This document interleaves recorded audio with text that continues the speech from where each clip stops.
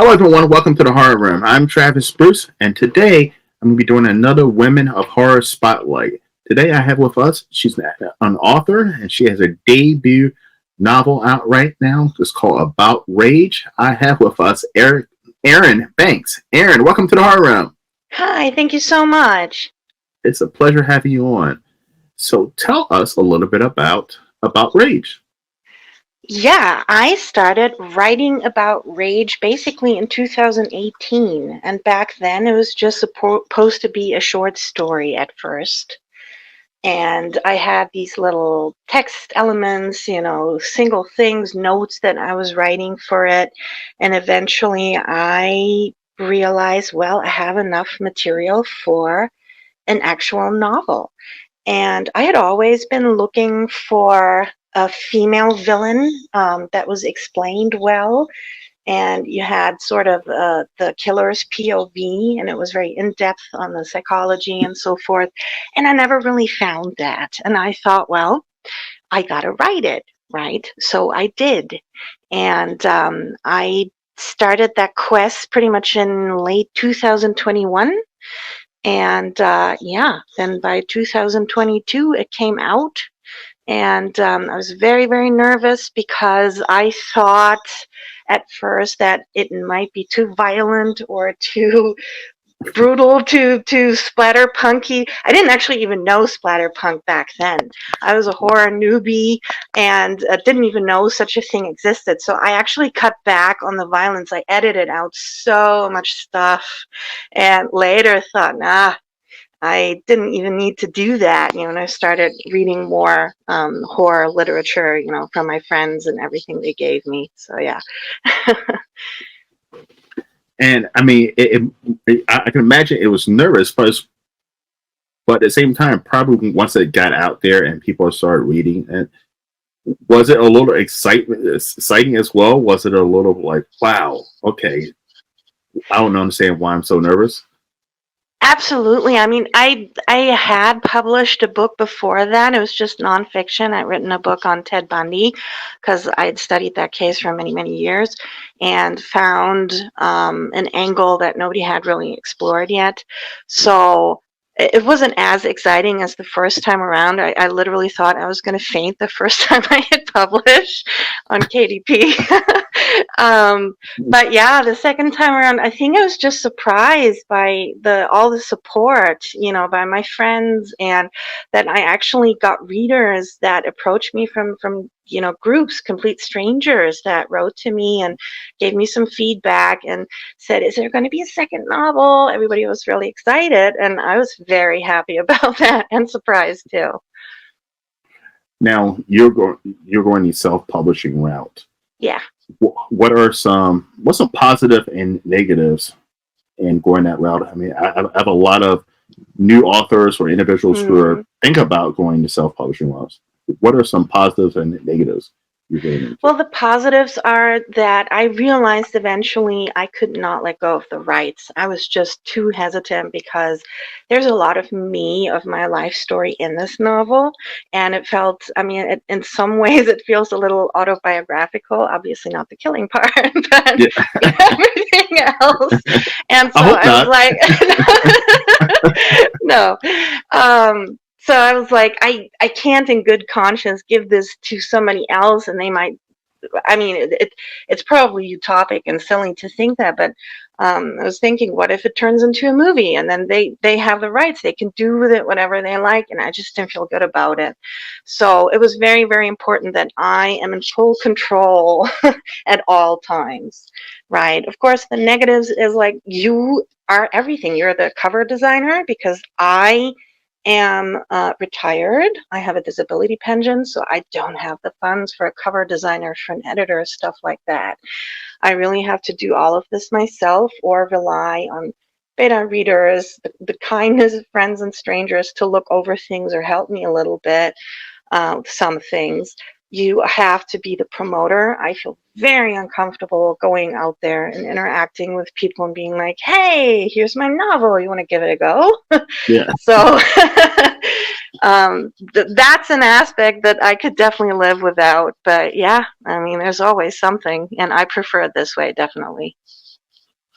Now, when it comes to horror, have you always been a horror fan? Not at all. I was terrified of horror for a really long time, actually. I could not see anything violent or especially not supernatural, paranormal, whatever. Um, I had always been fascinated with like the darker aspects of life, like wanting to understand the psychology of people who kill or who are psychopaths, who are different, who have mental illnesses or something like that. But yeah, as for horror, like what everybody basically grew up with, Chucky and Hellraiser and all of this stuff, that wasn't me at all. That came very late in my life. I think like 6, 7 years ago is when I got started on that journey, basically. Because most horror creators, like myself, like you Hmm. said, we grew up on horror and we um, got a fascination and love. But at the same time, I ran into someone on the show a lot of horror creators who are either not horror fans at all or they're new horror fans, and I just find that interesting. I'm like, wow, that's something that's interesting to jump into a topic or a genre that you're not a big fan of or you're a new fan of. Right. Well, I mean, it was just because I always had that interest in psychology and understanding things. And I mean, horror is a very versatile genre, and there's a lot of Mhm. psychology there. There's so much you can do with a horror. There's always a deeper meaning. If you strip each and every story of the actual horror, like the paranormal parts or the pompous parts, then you have the human pathos. Basically you have the hate and love and anger and war and Yeah. whatever else there is. That's basically what it is about. It's just told in very dramatic ways, in very aesthetically pleasing ways, I guess, in terms of movies and stuff like that. um, but yeah, other than that, it's just one of the genres I really enjoy, but it's not like my whole personality or my whole life, like with many other people. I see that very often. People have these beautiful homes with, dark purple walls and posters everywhere of horror movies, and I love seeing it. It's just, I couldn't be surrounded by it all the time, personally. Um, I just, I'm so versatile. I have so many different interests. I'm like into Harry Potter. I'm like into Twilight. I'm into board games and geeky stuff, and horror is just a part of it. And I understand exactly what you mean because like a lot of people. So in my personal life, are like, Travis, you're not that big of a horror fan. That's kind of interesting that you have a horror channel and like you go to horror conventions and this and that. And I'm like, Mhm. I am a horror fan, but like I do have other.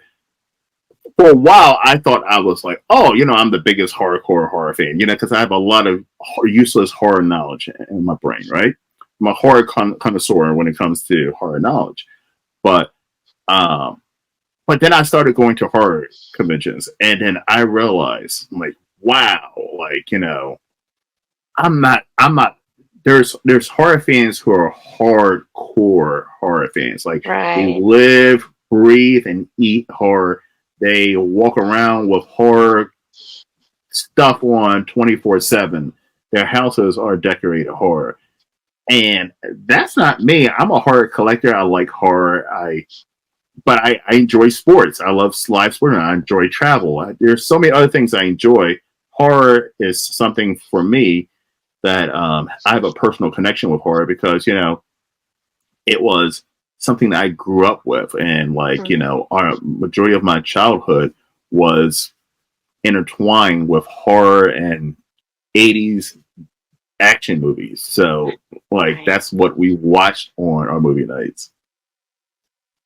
That's awesome. Yeah. I love 80s movies. I was just, as a kid, I was not allowed to watch horror movies anyway, but especially action movies, because you mentioned that. I love the cheesy action flicks of the 80s, Love totally. them.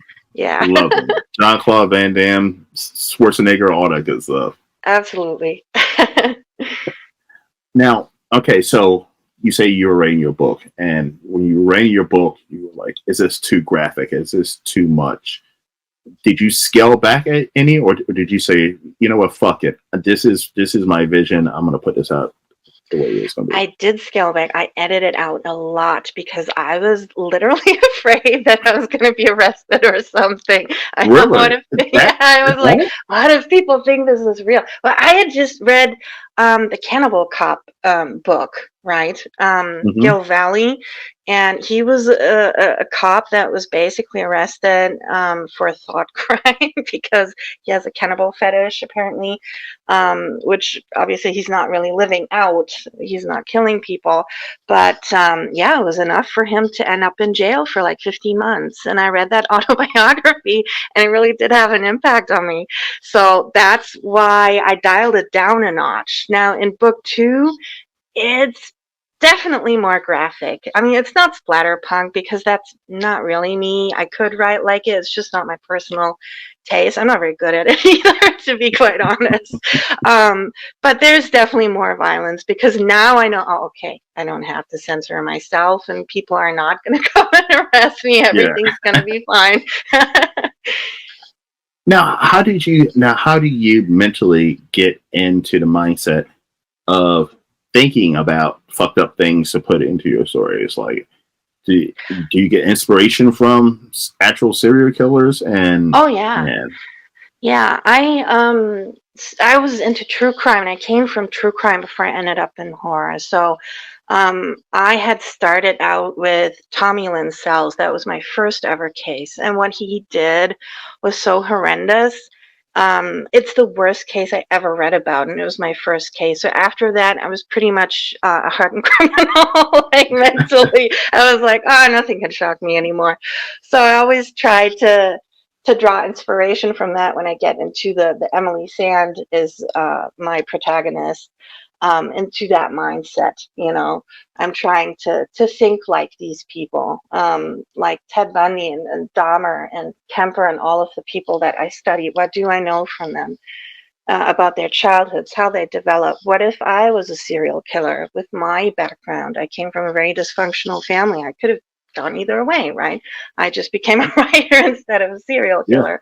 But yeah, I mean, I can put myself in these shoes. It doesn't mean I condone the deeds, obviously. It's just I understand mentally what leads to a person becoming like that. And that's why so many people told me this reads very autobiographical. I'm starting to get a little scared. But yeah. And people, so I've done a lot of research on serial killers as well over years.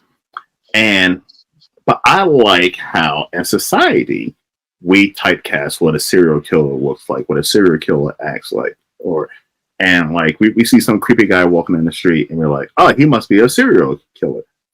But in all honesty, most serial killers look like normal people, if not attractive.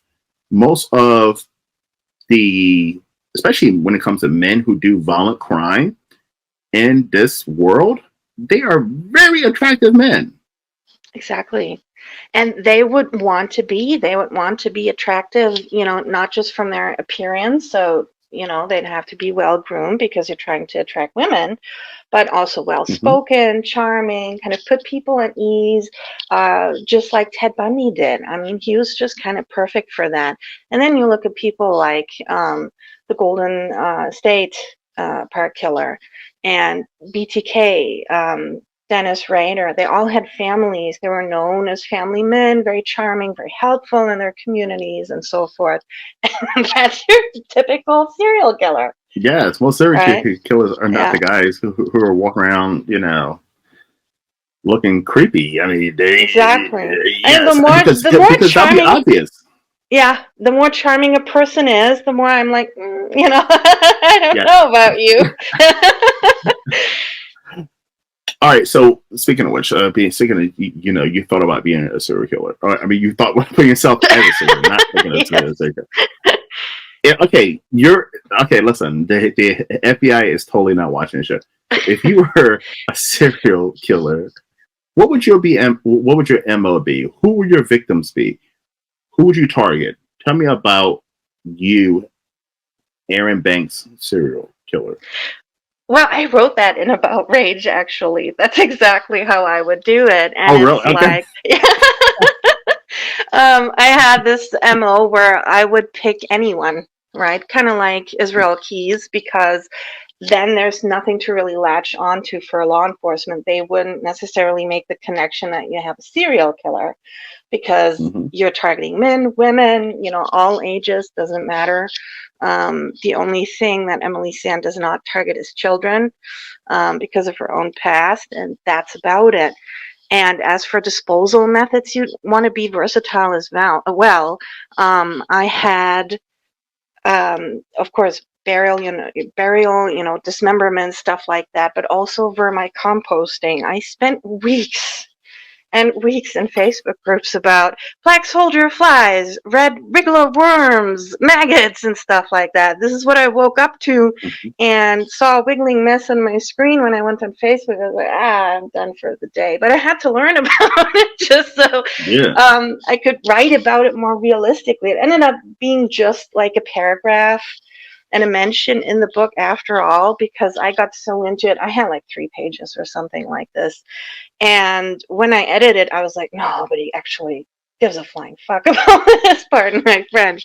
But it was just too much. But it was still fun to learn, and it helped me get into that mindset even more. So I'm still grateful for that time, I guess. And I met really many really cool and helpful people in these groups. So Amazing. And one thing, other thing you brought up too, which is most people don't know, serial killers. I would say men and women, like they come from a traumatic upbringing. Like that is what sparks it.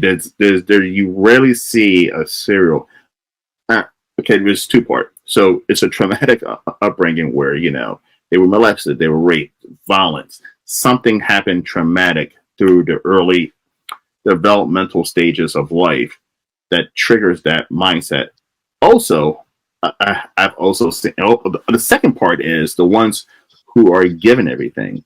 So when it comes to men, especially the men who are never told no, mm, from their parents, teachers, opposite sex, those men when they're told no, they snap. yeah. So it's a two-part process.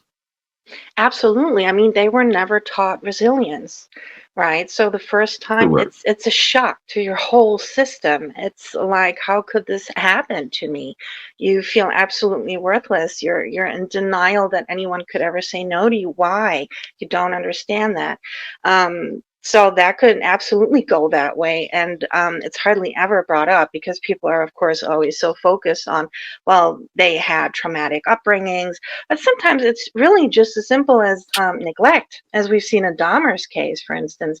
Mm-hmm. He wasn't physically abused. There was some emotional abuse in the sense of neglect. And of course, his mother was deeply mentally ill herself.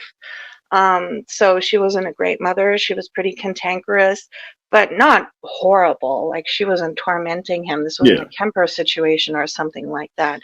But yeah, I mean, prolonged like that over the course of your whole life, your childhood, and then you have a brother and he's getting all the attention. What do? You withdraw. You live in a fantasy world. He went out back in the forest and, well, found a couple of pretty bones, and then shit went down. Yeah. Because I mean, people and always wonder like, why does good looking professional athlete or like Trey Songz or R&B singer who could get any woman he wants, why would he rape somebody, right? And it goes back to those guys have never been told no Yeah. before. So when a woman tells them no, it's something they've never heard. No one's ever told those guys no. Like when you're put up on such a pedestal from an early age, and someone tells you no, you don't take it up. You don't take it too lightly. No No, one tell absolutely not. no one tells you no. No, exactly. And now you have to prove to yourself that you're worth it and that you're better and you can have everything and everyone. So then you get violent, of course. And mostly Hmm. it's physical. It could also be something else. But yeah, that's exactly how that happens. You're right.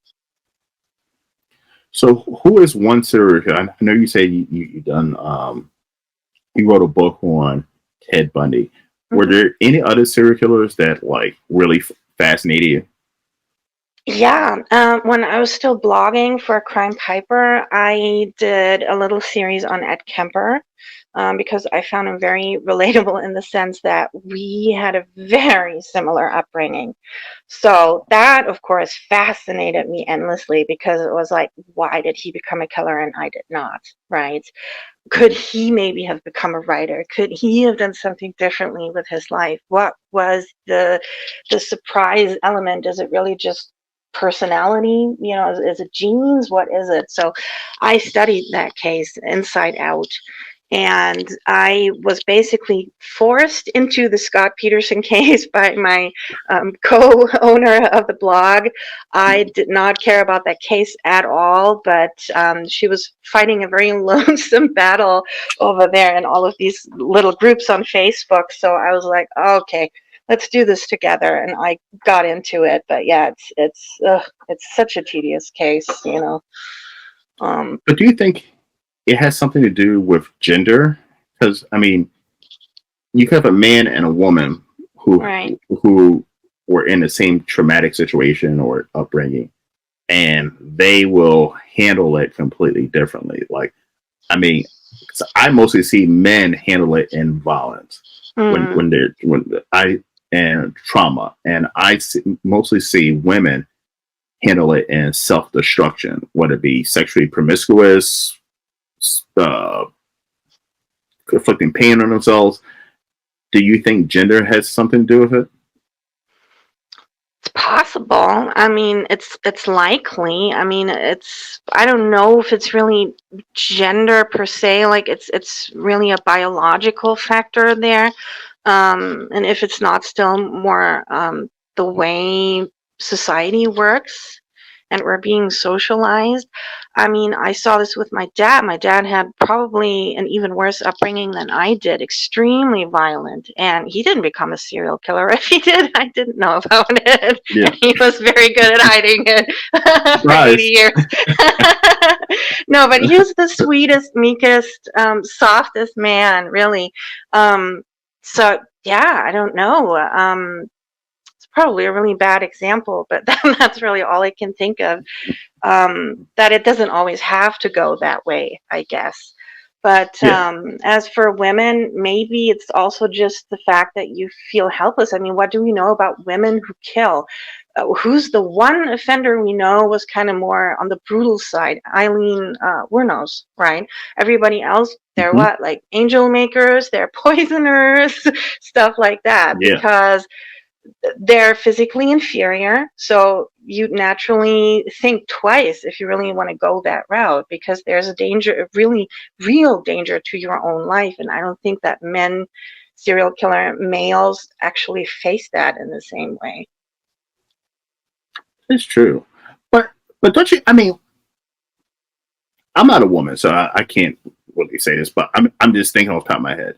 Hmm. I would think it would be easier for a woman to kill men because and hear me out.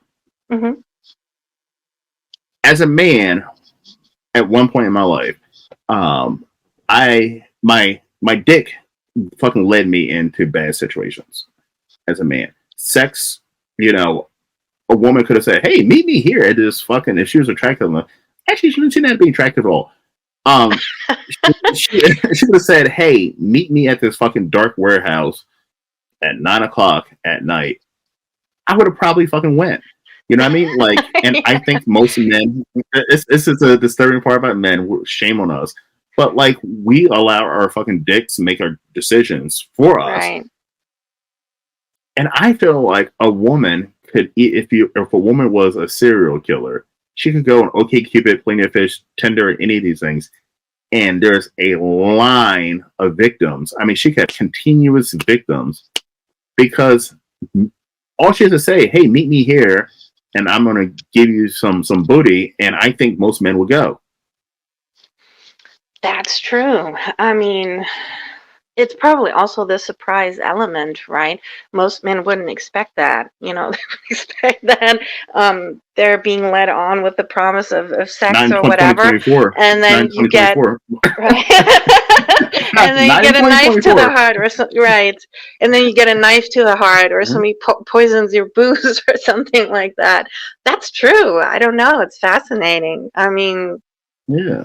I hope we're not going to see a trend after this interview of this happening, but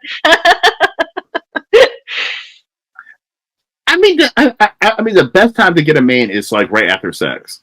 He is laying there, he's weak, he can't move. That's the best time. If I was a woman, I would be killing men right after sex. and I will remember that. Okay. All right. So, Erin, where can everyone find your book? I'm on Amazon. So when you type in Erin Banks, then I think the first thing that comes up is my Bundy book, but you can just click on my name and see all of the anthologies that I'm in. I am in different poetry, horror, paranormal, fantasy anthologies, have contributed to true crime stuff and things on autism. So, yeah.